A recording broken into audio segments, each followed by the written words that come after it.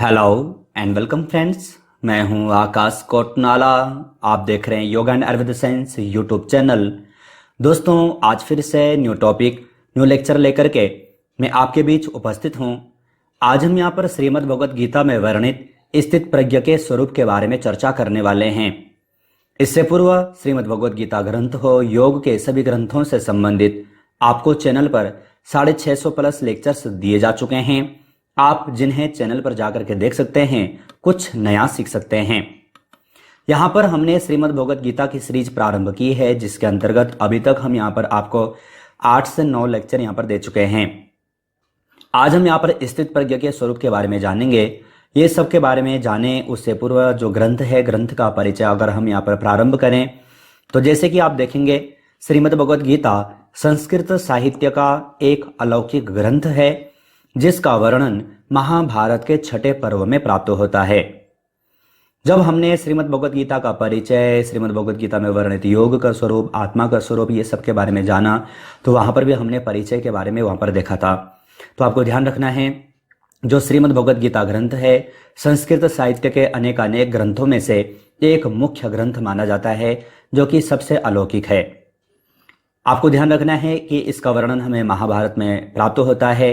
छठा पर्व, जो कि भीष्म पर्व के नाम से जाना जाता है, वहां पर महर्षि वेदव्यास जी ने इसका वर्णन किया है, अर्थात श्रीमद् भगवद गीता का वर्णन हमें यहाँ पर प्राप्त होता है।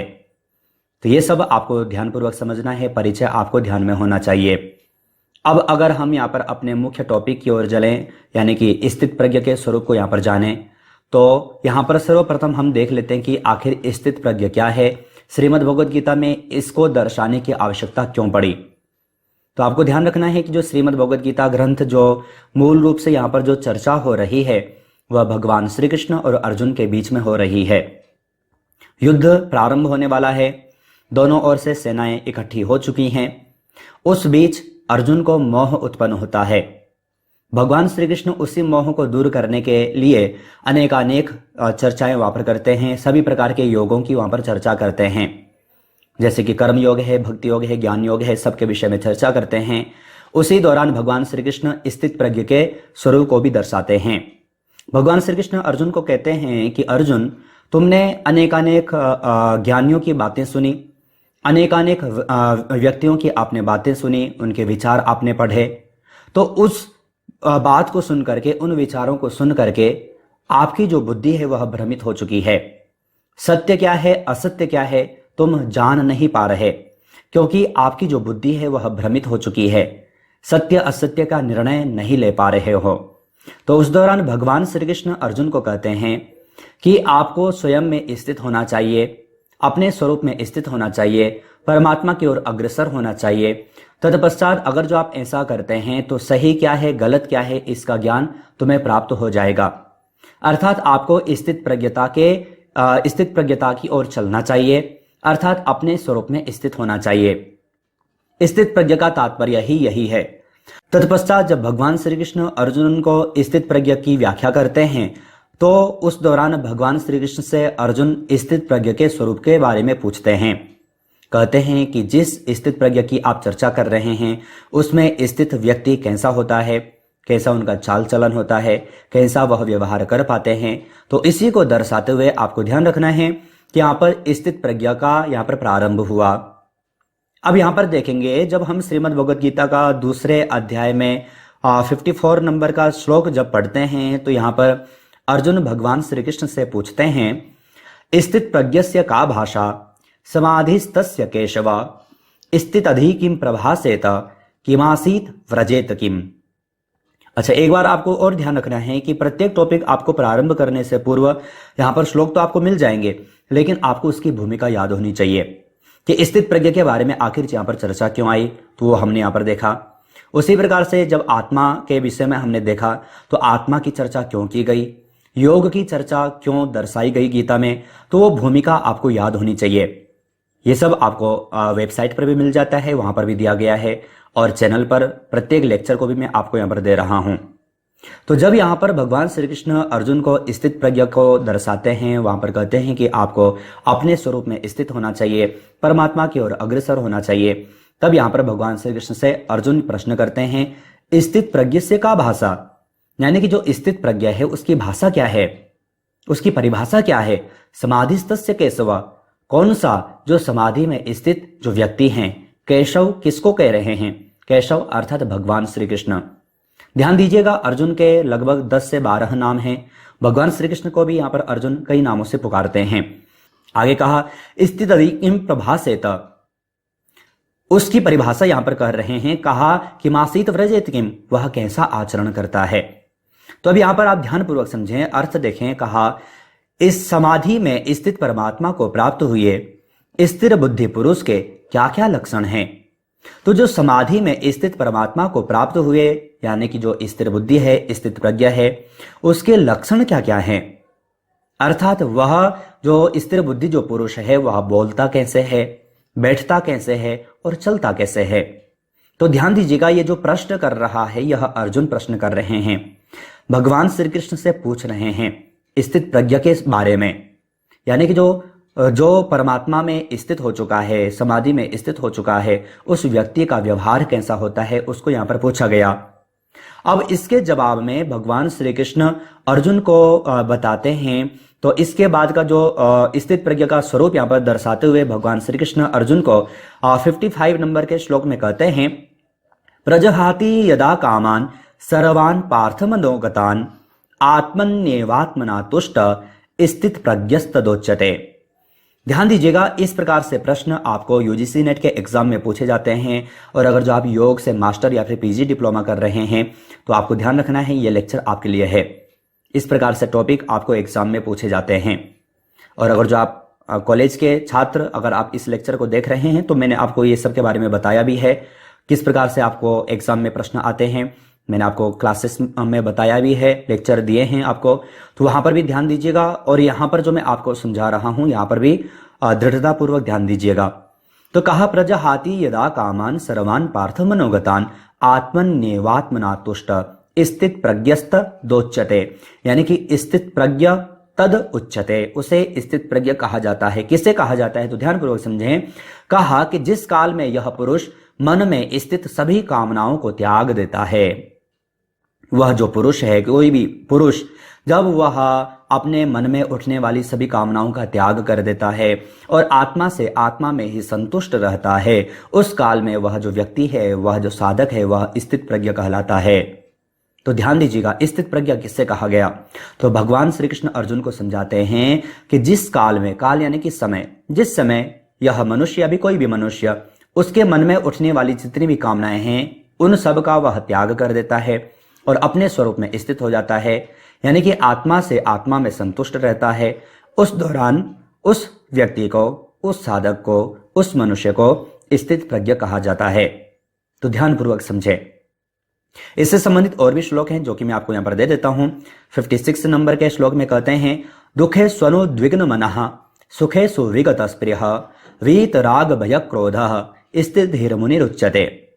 ऐसे मुनि को क्या कहा जाता है, स्थित प्रज्ञ कहा जाता है। कैसे मुनि को तो कहा, दुखों की प्राप्ति होने पर जिसके मन में उद्वेग नहीं होता। हम थोड़े से भी दुख आते हैं हम उद्वेलित हो जाते हैं, और थोड़ा सा सुख आता है तो हम हर्षित हो जाते हैं।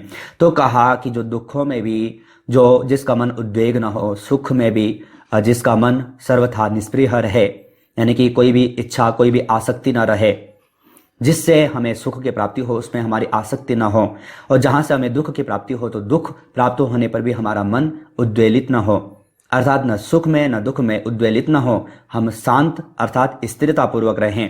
तथा जिसके राग द्वेष या फिर भय क्रोध ये सब नष्ट हो गए हैं, ऐसा मुनि स्थिर बुद्धि कहा जाता है। तो ध्यान दीजिएगा, यहां पर ये कोई ऐसा नहीं है कि कोई एक खास व्यक्ति की चर्चा की गई। अगर हम में से भी कोई ऐसा व्यक्ति है कि जो दुखों को प्राप्त होने पर भी ज्यादा उदास नहीं होता, दुखी नहीं होता, और सुख प्राप्त होने पर भी हर्षित नहीं होता, तथा जिसके राग हैं, भय आदि क्रोध ये सब नष्ट हो चुके हैं, तो ऐसा जो व्यक्ति है वह मुनि कहा जाता है। और उस मुनि को ही स्थिर बुद्धि कहा जाता है, अर्थात स्थित प्रज्ञ कहा जाता है।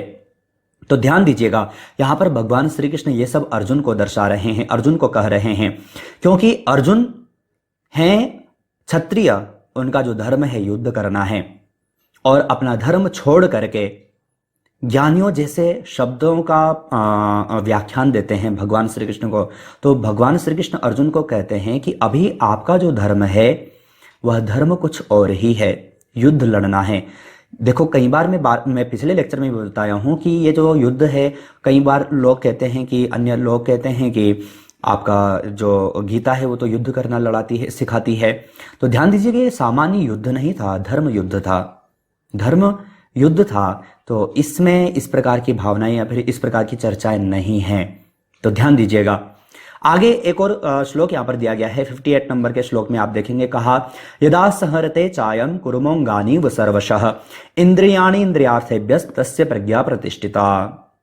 कहा कि जिस प्रकार कछुआ सब ओर से अपने अंगों को समेट लेता है, वैसे ही जब वह पुरुष विषयों से इंद्रियों को सब प्रकार से हटा लेता है तब उसकी बुद्धि स्थिर है। तो ध्यान दीजिएगा, ऐसा जो व्यक्ति है जो पुरुष है, ध्यान दीजिएगा यहाँ पर पुरुष का तात्पर्य स्त्री पुरुष से नहीं है, पुरुष का तात्पर्य जो मैं कह रहा हूं व्यक्ति से है। आपने योग दर्शन पढ़ा, मैंने योग दर्शन से संबंधित आपको लगभग 55 लेक्चर दिए हैं, वहां पर आपने पुरुष को समझ लिया होगा। आप आशा है आपने लेक्चर से देखे होंगे, नहीं देखे होंगे तो आप चैनल पर जाकर के देखें अगर आप इच्छुक हैं तो। यहां पर कहा कि जिस प्रकार कछुआ अपनी इंद्रियों को समेट लेता है, जैसे ही उसको लगता है कि कोई दुख आने वाला है, कोई समस्या आने वाली है, तो वह अपने अंगों को समेट लेता है। तो कहा कि इसी प्रकार से जो व्यक्ति हैं, जो साधक हैं, उनको क्या करना चाहिए, अपनी इंद्रियों को विषयों की ओर से हटा लेना चाहिए। अर्थात जो विषय हैं, हमारी जो ज्ञानेंद्रियां हैं, ज्ञानेंद्रियों के जो विषय हैं, तो विषय किसे कहा जाता है ये भी मैंने बार बार बताए हैं, आप जानते भी हैं अगर जो आप पिछले लेक्चर से देखते हैं। तो कहा कि जब हम अपनी इंद्रियों को विषयों से हटा लेते हैं तो ऐसा जो व्यक्ति होता है उसे स्थिर बुद्धि कहा जाता है, अर्थात यही स्थित प्रज्ञता की परिभाषा है। ध्यान दीजिएगा, तो ये स्थित प्रज्ञ की परिभाषा कब समझाई, क्योंकि यहाँ पर भगवान श्री कृष्ण से अर्जुन प्रश्न कर रहे हैं। कहा कि जो ऐसा व्यक्ति है, जिस व्यक्ति की आप चर्चा कर रहे हैं, तो वह व्यक्ति कैसा होता है, कैसा चलता है, कैसा बैठता है, कैसे खाता पीता है, तो इसी को यहाँ पर दर्शाया गया है। तो आशा है आप इस टॉपिक को अच्छे ढंग से समझ चुके होंगे। आप सभी जानते हैं लेक्चर के अंत में कुछ प्रश्न मैं आपको देता हूं, अगर आप चाहें तो इनका सही आंसर वीडियो के कमेंट बॉक्स में भेज सकते हैं। प्रथम प्रश्न आपको दिया गया है, निम्नलिखित में से श्रीमद् भगवद गीता के अनुसार स्थिर बुद्धि का स्वभाव होता है अंतर्मुखी, बहिर्मुखी, उपरोक्त तो दोनों, कोई नहीं। तो आपने इस टॉपिक को समझ करके क्या समझा, किसकी यहां पर चर्चा की गई, कौन सा सही आंसर हो सकता है, आप वीडियो के कमेंट बॉक्स में जरूर भेजिएगा। दूसरे प्रश्न की ओर चलें। भगवद गीता में स्थिर बुद्धि के विषय में वर्णन किस अध्याय में है, प्रथम, द्वितीय, तृतीय या फिर चतुर्थ। तो किस अध्याय में चर्चा की गई है स्थिर बुद्धि की, आप सही आंसर छांट करके वीडियो के कमेंट बॉक्स में भेजिएगा। इस ग्रंथ में कितने अध्याय हैं, कितने श्लोक हैं, ये सब हम पिछले लेक्चर्स में भी चर्चा कर चुके हैं। तीसरे प्रश्न की ओर चलें। निम्न में से श्रीमद् भगवद गीता में द्वितीय 6 अध्याय हैं, कर्मयोग के, ज्ञान योग के, भक्ति योग के, कोई नहीं। तो मैंने आपको बताया है 6 अध्यायों को 3 भागों में बांटा गया है। तो आप सही आंसर छांट करके वीडियो के कमेंट बॉक्स में भेजिएगा। आशा है आपने ये लेक्चर देखा होगा, आप सही आंसर वीडियो के कमेंट बॉक्स में भी भेज पाएंगे। साथ ही आपको बता दूं, जो प्रश्न आप यहां पर देख रहे हैं, इसी प्रकार से प्रश्नोत्तरी सीरीज की चैनल की ओर से 3 ई बुक पब्लिश की जा चुकी हैं। आप तीनों में से किसी को भी डाउनलोड परचेस कर सकते हैं। एक में आपको 500, एक में आपको 1000 प्लस, एक में आपको 1500 प्लस MCQ मिल जाते हैं। साथ ही आप चैनल के योग स्टोर पर आकर के, जहां पर कि आपको योग संबंधी कई सारे इक्विपमेंट मिल जाते हैं, जिन्हें आप घर बैठे ही प्राप्त कर सकते हैं। नेक्स्ट, चौथे प्रश्न की ओर चलें। निम्नलिखित में से श्रीमद् भगवद गीता में आत्मा का स्वरूप है पुरातन, शाश्वत, सनातन, ये सभी। सही आंसर क्या है, छांट करके वीडियो के कमेंट बॉक्स में भेजिएगा। इसके बारे में भी हम चर्चा कर चुके हैं। तो आज हमने यहाँ पर श्रीमद् भगवद गीता में वर्णित स्थित प्रज्ञ के स्वरूप के बारे में जाना। आशा है ये लेक्चर आपके लिए यूजफुल रहा हो। अगर यूजफुल था तो वीडियो को लाइक जरूर कीजिएगा। साथ ही आप चैनल पर ज्वाइन बटन पर क्लिक करके चैनल के 3 प्लान में से कोई भी प्लान ले सकते हैं, चैनल से और अधिक जुड़ सकते हैं। इसी प्रकार से अन्य टॉपिक, अन्य लेक्चर के साथ आप सभी से फिर से मुलाकात होगी।